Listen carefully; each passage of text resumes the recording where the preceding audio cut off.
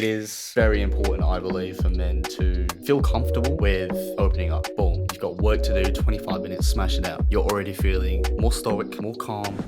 Hello, everybody, and welcome back to the Makin Mastery podcast, where we basically talk anything and everything you can think of to purposely assist you in achieving your dreams, goals, and aspirations. I'm your host, Ollie Makin, and this is episode 2 of the Makin Mastery podcast.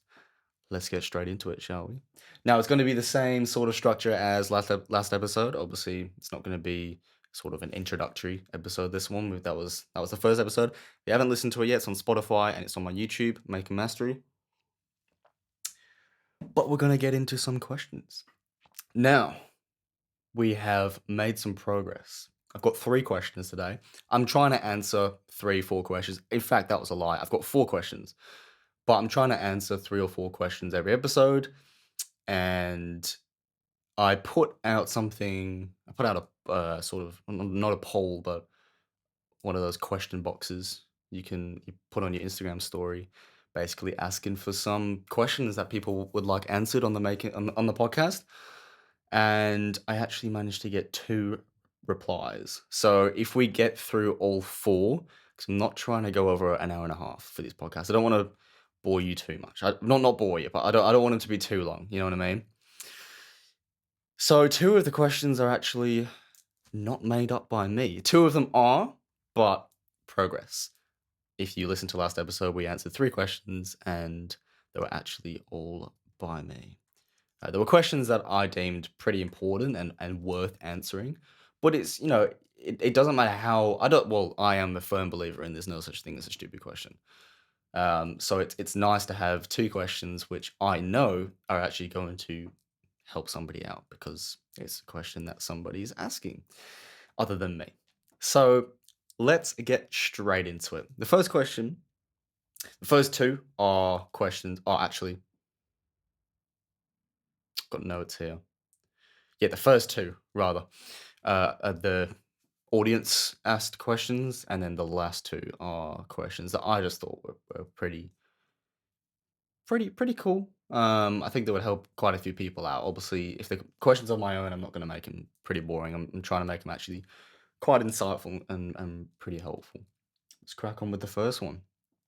What is the best at-home workout? Now, if you've been following me on TikTok, Instagram, and obviously on YouTube as well, YouTube Shorts, I've began posting HIIT workouts. Some of them HIIT workouts, more recently anyway, and also just in general some good at home body weight and also barbell only workouts. I mean, I've not been forced, but I canceled my gym membership to train boxing, so I no longer go to a gym.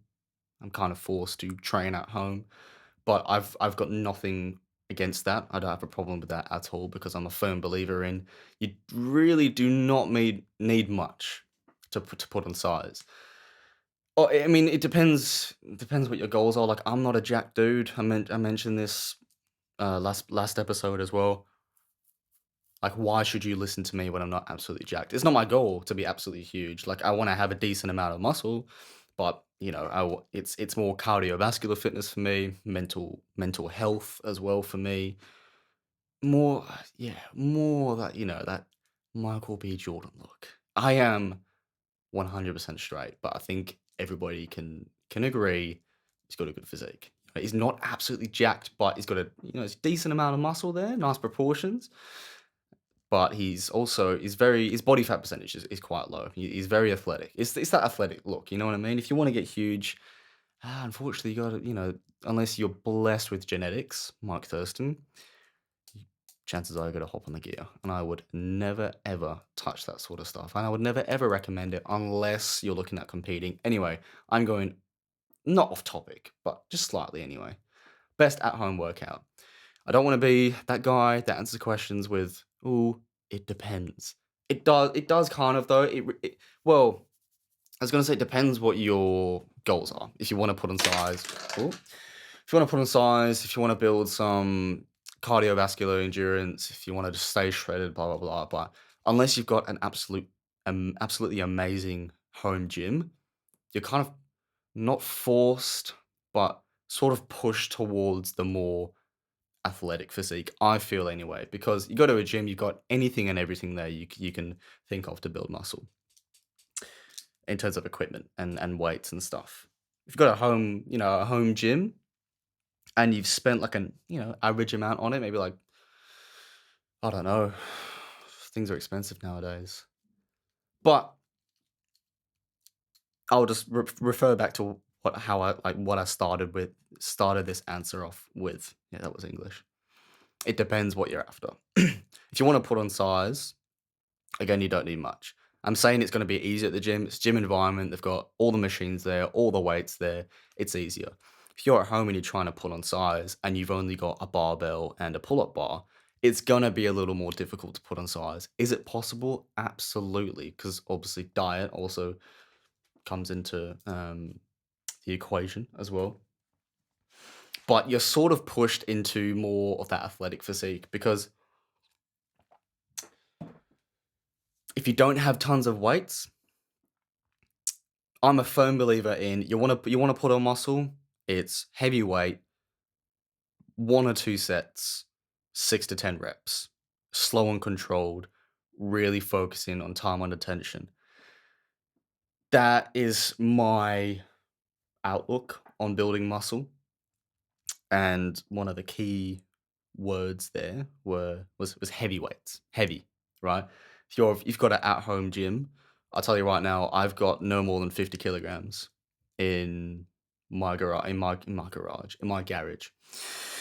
So it's difficult and I don't even have a bench. So I can't do bench press. Not yet. Not yet. Apparently I'm getting one for Christmas, which is amazing. So apart from push-ups, I can't really hit chest. When I do barbell rows for my back, 50 kilograms is nothing. It's difficult to do squats because I can squat well over 100 kilos. It's like, well, you're sort of forced to do higher reps, low weight, higher reps. And that naturally is going to be a bit more conditioning and toning, right?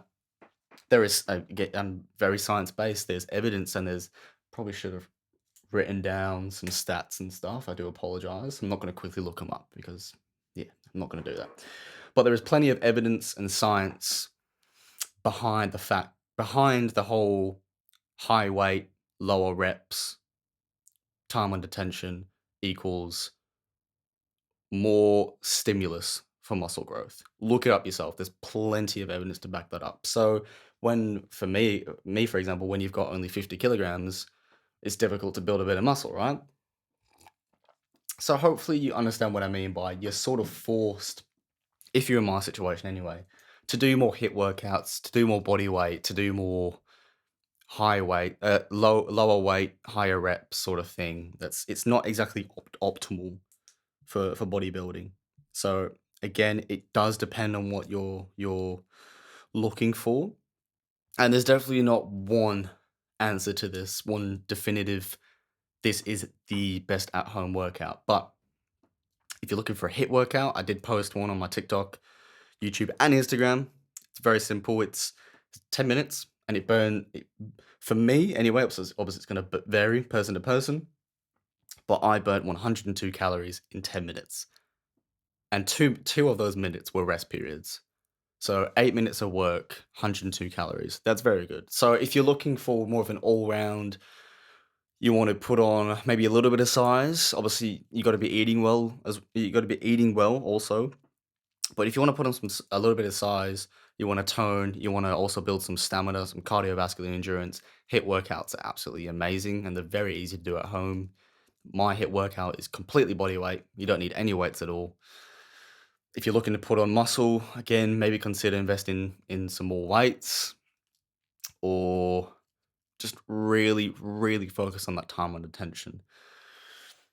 But I think the weights are definitely an important part. Like 50 kilograms, that's a lot for a bicep curl, right? But it's not a lot for a barbell row. So if I don't invest in more weights, which I am doing, by the way, or if you don't invest in more weights, rather, then you're going to have huge biceps because you're lifting very heavy on your bicep curls, but you're gonna have a small back. Your body's gonna be, slightly out of proportion and that sort of stuff.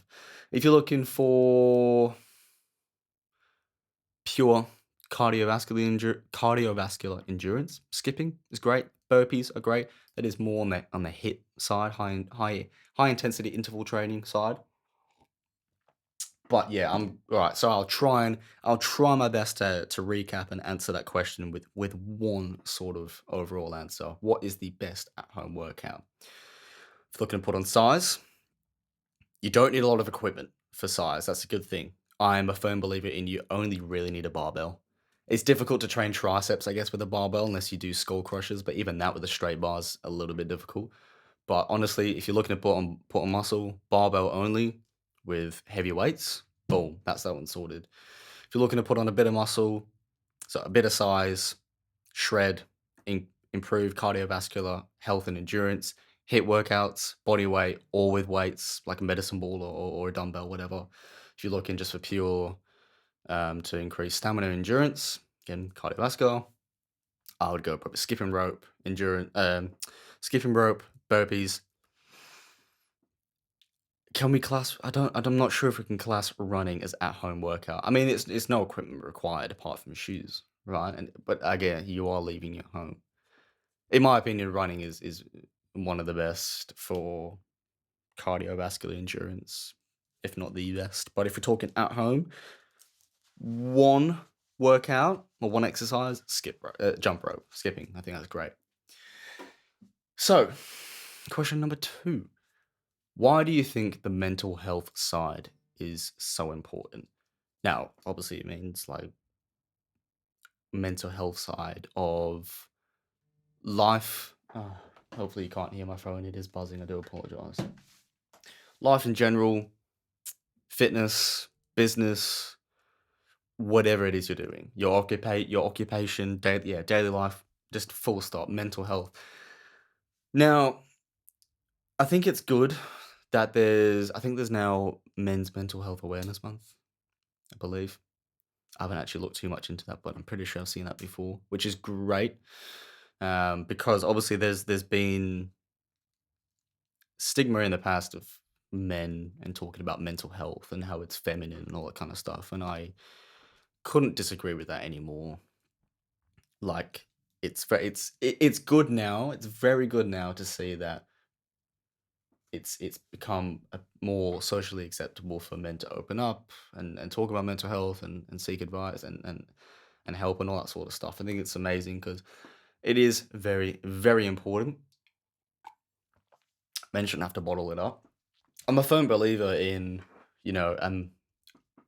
men adopting the masculine role in a relationship and women adopting the feminine role in a relationship. Absolutely. Men should provide. They should have an amazing work ethic. If they have a family, they should be the man of the house sort of thing. I just think that, well, actually, before I get cancelled for that, I just think full stop, there should be masculine and feminine energy within a relationship, because that could be the woman could have more of a masculine frame, hold more of a masculine frame than the man. Is it ideal? In my eyes, no. I am a pretty big believer in the man, adopting more of the masculine role. But if it's the other way around, it's the other way around. It's fine as long as there's somebody that takes charge in that relationship, right? Going a little bit off track here. I do apologize. But yeah, I am a firm believer in not men should be men, because then it's like, what is a man sort of thing. But they should be strong. They should be courageous. They should be able to provide. But they should also be able to open up, reach out, and seek advice when they need it. Because again, there's plenty of science and psychology, um, psychological evidence to support all this. I dropped my pen. I'll find it later. But it's a natural function of the human body to eventually unload. Volt. Volt? What? what's vent? Sorry, Vol. To vent is what people would say nowadays. It is a natural thing the human body needs now and again to. I mean, we vent to people. Maybe it's your parents, your significant other, or to yourself, whoever it may, or a best friend. I think I might have just said that.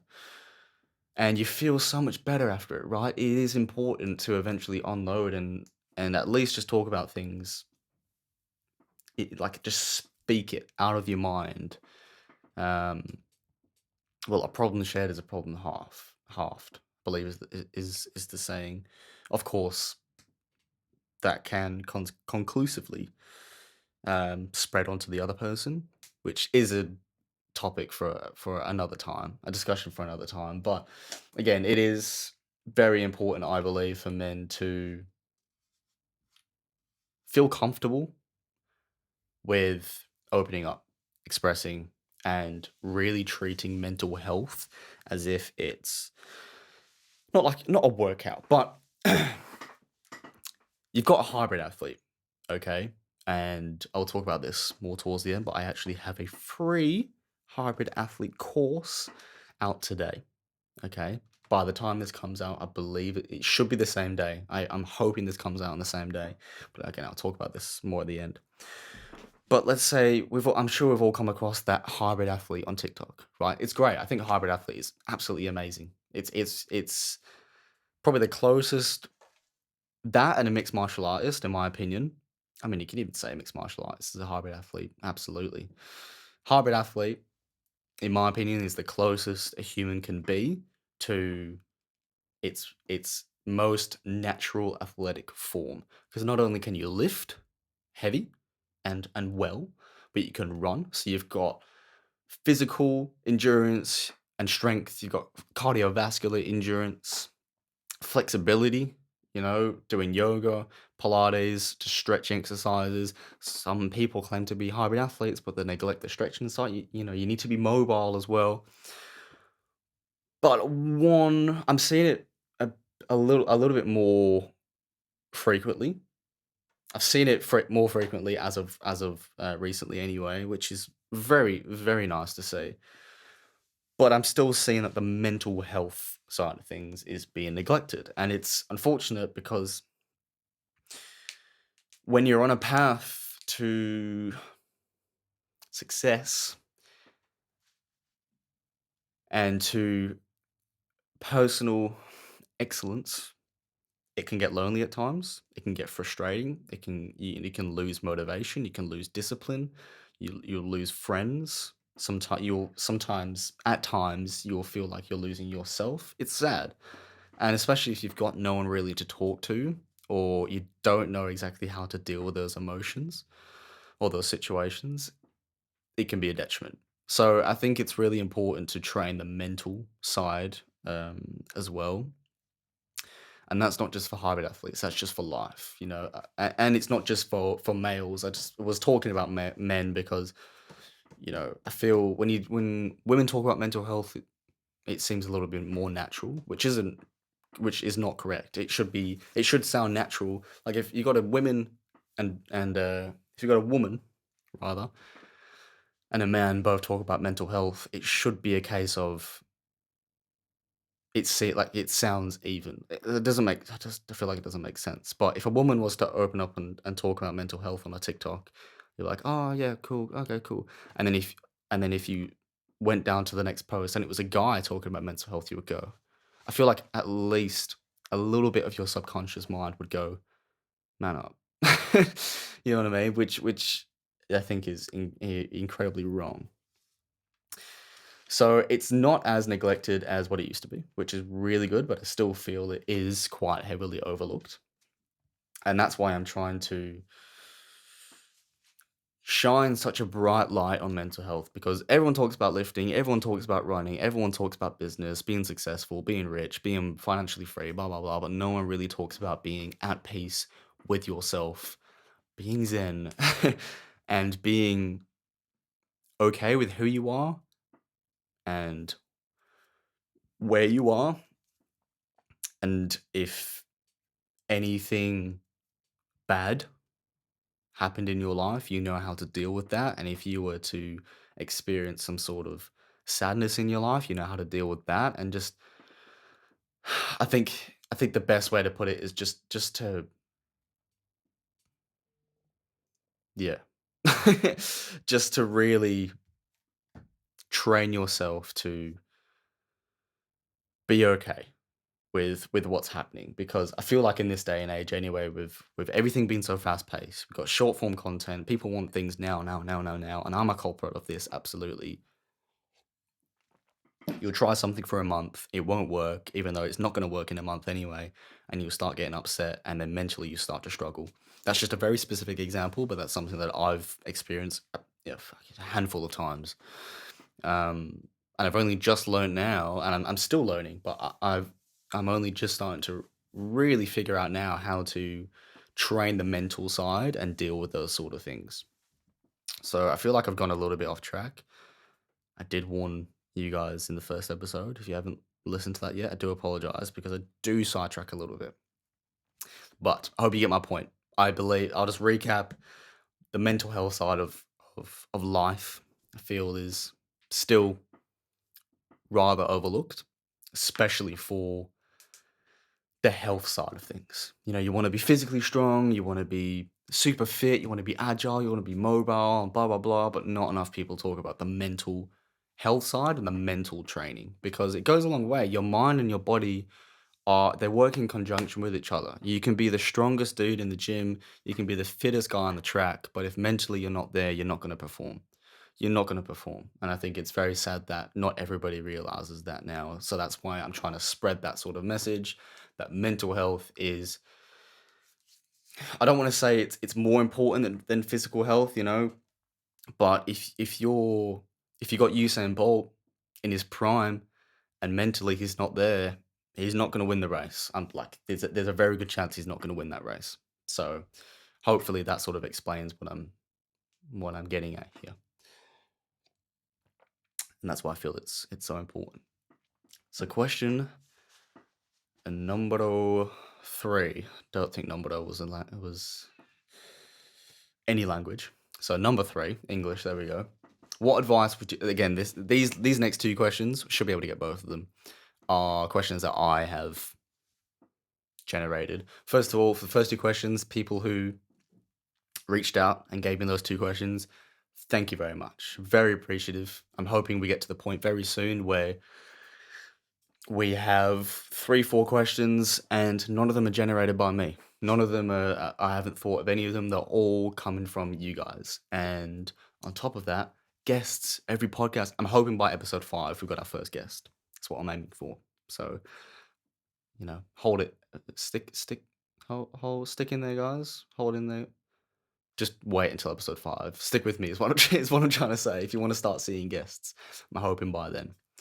Question 3. What advice would you give someone wanting to increase productivity and limit distractions? Now, this is something I wrote myself, obviously, but the reason behind it is because productivity and limiting distractions has been something that I've been consciously and purposely trying to improve on recently. I'd say within the past 2 weeks. Um, and you may be thinking, why would I listen to you if you've only been trying this for 2 weeks? You should listen to me because these past 2 weeks I've been feeling the most productive and the least distracted. So obviously what I'm doing, it works for me anyway. So obviously all I can give you is advice that works for me. Give it a crack, try it out. I've actually just uploaded a YouTube video on Friday. Oh, this podcast is going out Sunday, so that free program will actually have gone out Friday. Do apologize. Keep forgetting that the podcast comes out every Sunday. Guys, if you didn't hear that, I'll say it again. This podcast comes out every single Sunday. So stay tuned for next Sunday. But what advice would I give? I forgot what I was just talking about, so I'm just crack on with the question. Oh, that's it, the YouTube video. I talk about becoming more productive and limiting distractions in the YouTube video that's out Friday. That came out Friday. And I'm gonna repeat a couple of things, and I'm also gonna add on a couple of things as well. But the first thing, I actually have notes here, but a lot of it's gonna come off the dome. The first thing I have is practice time management techniques like the Pomodoro technique. Mm, I was confident I was gonna say that name without looking at it, but I was scared I was gonna butcher it. What is the Pomodoro technique? It's something that I've, again, only just learned within the last couple of weeks rather. It's basically, we've all heard of this, but I'm sure we never knew the name for it anyway. You set a timer for 15, 20, 25 minutes. I wouldn't go any longer than 25 minutes, especially now. I believe I should look into this again, but last time I checked, I believe in my generation anyway, so people aged about like 16 to 24 or something like that, our attention span is like 12 minutes long or something like that. If like really trying to concentrate, which is terrible. So you really shouldn't be studying for any longer than 30 minutes. I've got 25 minutes down here. I think that's pretty reasonable. Um, but it's pretty much, you set a timer for 25 minutes, and it's just a super ultra beam laser focused 25-minute window where you just get as much as you can done. Your phone's on do not disturb, maybe playing some music, you've got tea or coffee, you drink, you're set, clean desk, clean mind, boom, you've got work to do, 25 minutes, smash it out. And then you take a 5-minute break. After that 5-minute break, 25 again, 5-minute break. You've done that twice, and that's an hour. Um, Sort of works perfectly, especially if you want to work for an hour, 2 hours. Just intervals of 30 minutes, which obviously is how time works. If you want to work for hours, 30 minutes, 60 minute 30, an hour 30, 2 hours, blah blah blah. So yeah, the Pomodoro technique is great. I've been using that as well.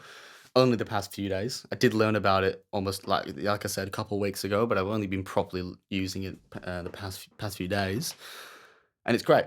I've only been doing 15 minutes, mainly because I'm really trying to improve my attention span. It's still pretty terrible. I think everybody's is, but I know me, and you need to know yourself before you try this. 25 minutes deep work. It's like I'm talking like no leaving the room, no answering their phone, nothing. That it's a lot more difficult than you think. So if I were you, just do 15 minutes and then do a 5-minute break, and then just do it in 20-minute intervals. All right, I want to work for 60 minutes. That's just 3 sets of 15 minutes on, 5 minutes off. Think of it as a workout, right? But yeah, that's something that we've all heard of, but sure we never knew the name for it. The Pomodoro technique. It's great. It's awesome. Now, how else can we limit distractions and promote productivity? I don't think I talked about this in the last episode, but there is an app, and they have a website version, which is great. And as long as you have an account, it syncs up with both, called Notion. I talk about this in the YouTube video. I know that for a fact. Notion is great. There's a good chance you've heard of it. They are, pretty well known within like the sort of within the productivity niche, and it's great. It's pretty much a free version of Apple Notes on steroids, because you can label things easier, you can write things down easier, you can organize things easier, and again, it's if you've got one account, you can add add to it from anywhere, remove from it from anywhere. There's plenty of templates. You can import certain things. You can search certain things. They've got like an AI feature now where it's like Quillbot or ChatGPT. If you've used those before, obviously everybody's used ChatGPT, but not everyone's used Quillbot. You can highlight a sentence and you can get Notion AI to expand on it, summarize it, create notes on it, plenty of other things. Like, it's great. Notion's amazing. That really helps with organization, and which conclusively, sort of ties into productivity, getting things done a lot quicker and a lot more effectively. So I think Notion is great. Limiting distractions, again, turning your phone onto D&D, do not disturb, when you're working, I think is great. Or at least on silent. I know for a fact when I don't have my phone on silent, at least, it's pinging every time I get a notification. It doesn't help. I check my phone every single time, especially if you put your phone on D&D, like I have now, but I should have done it at the start of the podcast. You can still hear your phone buzz, and your brain still automatically goes, "Oh, we've got a message, we've got a notification," and you lose focus straight away. So D&D, you don't get any sort of buzz, notification, nothing, and you just totally you forget it's there. To be honest, it's amazing. So that really helps for limiting distractions. And last thing I would say is just setting goals for the day or the objective, and really breaking them down, like step by step by step by step, to the point where it's just so simple. It's so simple. Like, let's say I haven't wrote this down, but let's say I wanted to write for one of the day's goals is record podcast. I wouldn't just have record podcast. I would. I do now, because I know what's required, and I like doing the podcasts. I don't feel like I have to force myself by doing it, breaking it down step by step by step. But as an example, I would write record podcast. Underneath, I would go set up microphone, set up DAW, set up the camera, get up the script, get up the notes, read through the questions, record. Very simple stuff. You just go step by step by step by step by step. It's like, and this is a analogy that I used in the YouTube video. It's like making a cookie, right? You don't just buy a cookie mix and it says make the cookie. It's like, oh, how do you make the cookie? No, you get given a recipe, a step by step by step by step by step set of instructions, and then by the end of it, you have a cookie, which you would have never have made without those step by step instructions. So, was that three or four things? Those are some of my top productivity and distraction limitation hacks. And we are actually 32 minutes in, so we're doing really well on time. So, of course, I'm going to smash through the fourth question here. And this is a question that I wrote down for myself quite late last night. Say late. I think it wasn't even 9 o'clock, but I was really tired, so it felt late. And it was, how do I become at peace with myself? This ties into what I was saying with the mental health thing. Learning to become at peace with yourself. And that's another reason why I wrote it down, because it's a nice thing to say. It's a motivating thing to say. It sparks thought. How do I become at peace with myself? But a lot of people don't know how to do it. Even I myself don't have it. I don't think anyone has a definitive answer, but there are a lot of ways to assist you in achieving the peace that you're looking for, or at least near that anyway.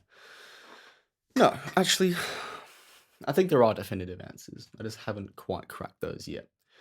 But there are certainly a few things that have assisted me, and I'm confident would assist you in helping to become a little more zen, a little more at peace with it, right? It all starts, sounded like I was storytelling then. All starts with the morning. From literally the moment you open your eyes and you wake up. Now, I love my science-based facts, evidence, things with evidence behind them to prove that it's not just a bit of bro science. And trust me, bro. Alex Huberman has come out and I believe this is from one of his own experiments. And I think he talks about this quite a few times on multiple podcasts, but I've only heard it on one. But I've seen a few clips from various different podcasts. But from the moment what you wake up, obviously you're lying down on an incline, not flat, unless you don't have pillows. You're on a slight incline, right? Just incline to flat, right? It actually decreases your awareness and consciousness. I think that's the right word, but we'll just say awareness, right? When you're laying down flat or in an angle, your brain's going to be more foggy. You're going to be a little less aware of your surroundings. You're going to want to get up and start your day way less. I believe one of the harder parts of the day, at least, is literally the first 5 seconds because you need to force yourself to sit upright. Sit upright. That generates a lot more blood flow to the brain, increases awareness, consciousness, and just gets you awake a lot quicker. Open the curtains if the sun's out. If not, invest in a sunrise alarm. You want to get some natural, at least close to natural. If you get a sunrise alarm, it's not natural, but get some sort of sunlight in your on your face. I can say in your eyes. Please don't look at the sun. Get some water in you, all that sort of stuff. So you've already started your morning off very well. I'm not going into too much detail here because I've made a few videos on this, and I will probably continue to make some more. But that's just like a few things that would really, really help you, really assist you anyway with starting off your morning great. Already, your morning's productive. You're giving what your body needs, therefore, it's going to function at its best. You're already feeling more stoic, more calm, more at peace. I suggest making a really nice playlist that gets you. I always want to say flow state, but very few people on this earth can just access flow state like that.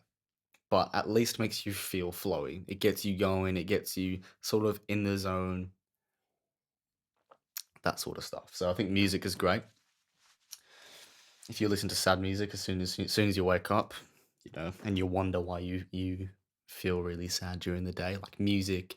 I don't want to go into the science of music, but as a musician, this really gets me ticking.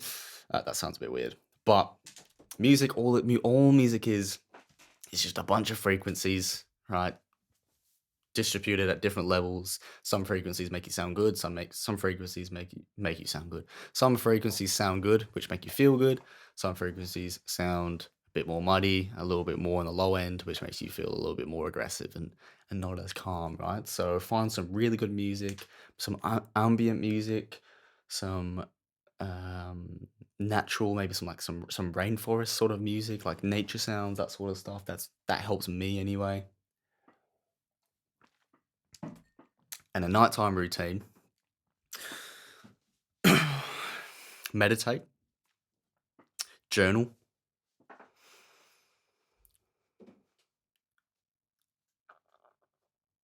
I think meditation is something that's really overlooked as well. I know we all hear about it, but a lot of people don't really know what meditation is.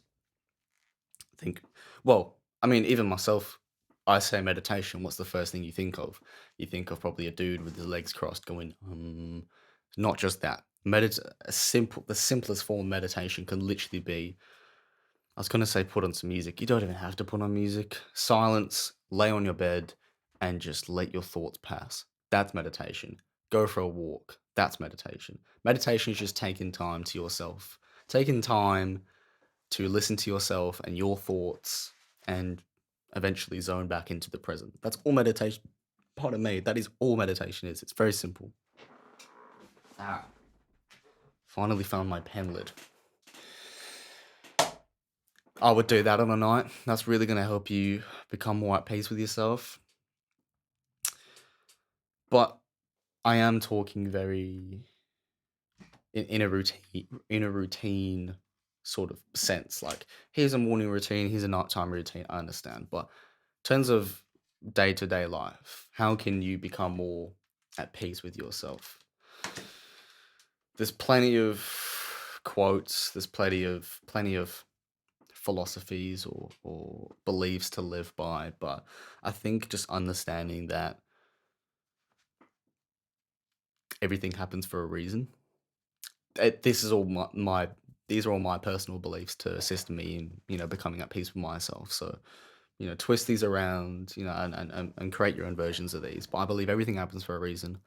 I believe opportunities, they come and they go, but they are given to you. if an opportunity is granted to you, take it. Otherwise, it's going to be passed on to the next person. Emotions, they come and they go. There are plenty of things that I live by that really help me remain stoic and at peace because I understand that a lot of things are temporary, and I just love the idea that everything happens for a reason.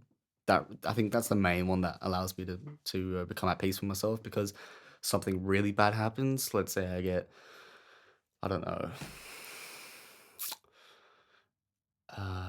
somebody crashed into my car.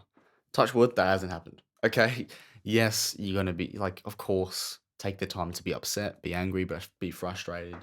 But I mean, it's happened. There's nothing we can do about it. Was there a reason behind it? It's very extreme, but I believe everything happens for a reason. And I also think I'm a big believer in, you can't control the uncontrollable. I think I mean, that's a very stoic sort of rule to live by. I am all for stoicism anyway. And if you guys don't know that, I'm sure you do. I've talked about it plenty of times. But yeah, so I would say to recap, I have gone off topic again for this one. I do apologize. But develop a decent morning routine. Not too long at all. No one cares for your 2 hour long biohacking, 17-hour charcoal fasting morning routine. Like just get up, do the basics, do the essentials. Nighttime, just wind down, relax, and during the day have some sort of philosophies or quotes or beliefs to live by. That will work for you and allow you to become more at peace with yourself and just learn to love yourself for who you are and what you do. I think that's an important one to assist you in becoming at peace. But as you can see, there's no one definitive answer here. Like becoming at peace with yourself, it's different for everybody. I'm just giving off a few things that work for me. But I think those four, no, three, morning, night, and then things to think about during the day. I think they're very important, to be honest.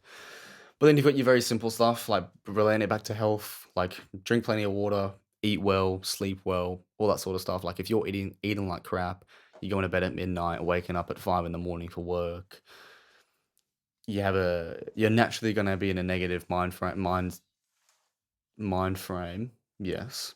Well, you're gonna have a negative mindset towards life. You're gonna hate everything and anything that comes at you, which is terrible. It's wrong. So set yourself up for success. Set yourself up for a good day, sort of thing, and then anything else that tries to become a brick wall or become a roadblock during the day. You've prepared yourself in the morning.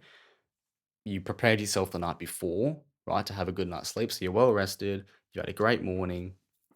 You've got beliefs, you've got philosophies that you live by during the day. So if anything, you know, let's say your boss at work shouts at you or gives you an earful, you're going, okay, cool. All right. He's had a go at me. Can't do anything about that. Everything happens for a reason. He obviously has some problems personally. I can't control that. Awesome. That's great. I'm not going to let it affect me. So those are some ways to become and remain at peace with yourself. But it's all about a journey as well. Everyone has their own personal journey. I'm still on my personal journey, but I'm just giving you things that have worked for me so far. So, and how can you start on your own sort of well-being journey? Just try things. Try research and try things that have worked for people in the past. Try reading books, try meditating, try a morning routine, try a nighttime routine, try uh, reading stoicism books or philosophy books or something like, or start journaling. Just try and find things that work for you. That's what I've done, and then I'm still continuing to do it. And I finally found at least a handful of things now that I know work for me. So that is assisting me in becoming at peace with myself, and that's what would assist you becoming at peace with yourself as well.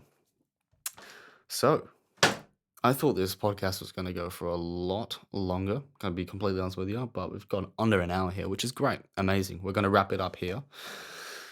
So before I sign off, I do have, like I said, a free health course. It's a hybrid athlete course plus the mental health and well-being side of things, like I was discussing before. So it's a running course. It's a 6-week course. Basically, it's a 6-week course, and we go through week by week by week by week what you should be doing during the week for week 1, 2, 3, 4, 5, blah blah blah. For running, for lifting, and what you can be doing for the well-being side of things as well. It's more for intermediate, but 100% beginners can do it too. But maybe just take the numbers down a bit, because I believe the first running session is a 3K, but it's at a very steady pace. A few times in the course, it's I'm leaving the ball in your court.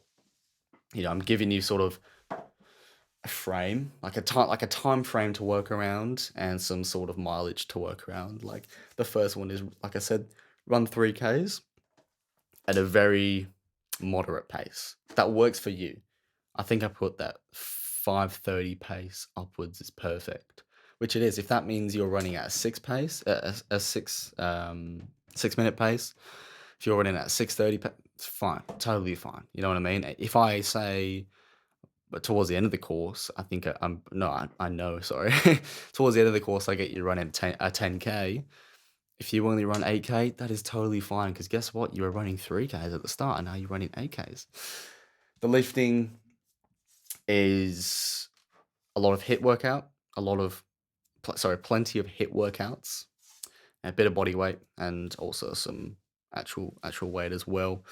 And the mental health and well-being side, I kept it very simple, okay? Because like I said, it's heavily overlooked. So if I went in expecting you to be doing all this and that and all this meditation and praying and reading, blah blah blah, no one's going to do it, because no one really does it anyway. So it's very simple. I believe it starts at 5 minutes, goes up to 10, 15, and then the maximum you'll do is 20 minutes of some form of meditation, reading, journaling, whatever you want, okay? So it's great. It's going to be sort of like an entry sort of program into my paid ones. Paid ones aren't out yet, so it's a free one. It's a 6-week course. By the time Around about the time you're finishing the 6 weeks, my other courses will be out. So and you will get a discount on those, absolutely. But where can you find this course? On my Instagram. You find it on Instagram, which is Ollie Emkin. I'm not going to list all my socials. They're going to be down in the description anyway. Oh, for Spotify listeners, I do apologize. Absolutely. Instagram is Ollie Emkin. That's OLLIE MKIN. From there, you can find everything else. My TikTok, my Spotify, my Makin Mastery podcast, and my YouTube, unless you're obviously listening to this on YouTube, which I do appreciate. There we go. So that's, I believe, everything. I hope I haven't left anything out. If you've made it to the end of this, I could not thank you enough. I was going to say any more. I could not. I could thank you. I could definitely thank you more, but I couldn't thank you enough. Honestly, whether you're listening to this on YouTube or on Spotify, amazing. If it's on Spotify, make sure to rate it, or please rate it 5. Please rate it 5 stars. If you're listening to this on YouTube, if you haven't already, subscribe, like, share. If you're not following me on my socials, listed them down below on the YouTube. If you're on Spotify, just look up my Instagram. That has a link to literally everything there. So once again, I have been your host, Ollie Makin, and this was episode 2 of the Makin Mastery podcast. And if you have any questions for episode 3, DM me on Instagram. I will be sure to answer you and chuck them into episode 3 of the next podcast. Once again, thank you so much for listening, and have a great day/night. Love you. If you're seeing this right now, that means you have made it to the very end of the podcast, which I am truly, truly grateful for. Thank you very much. Now, if you missed the last episode, you can check it out here. If you haven't subscribed, you can do that right here. Otherwise, all of my socials and everything is in the description down below. I'll see you guys in the next one.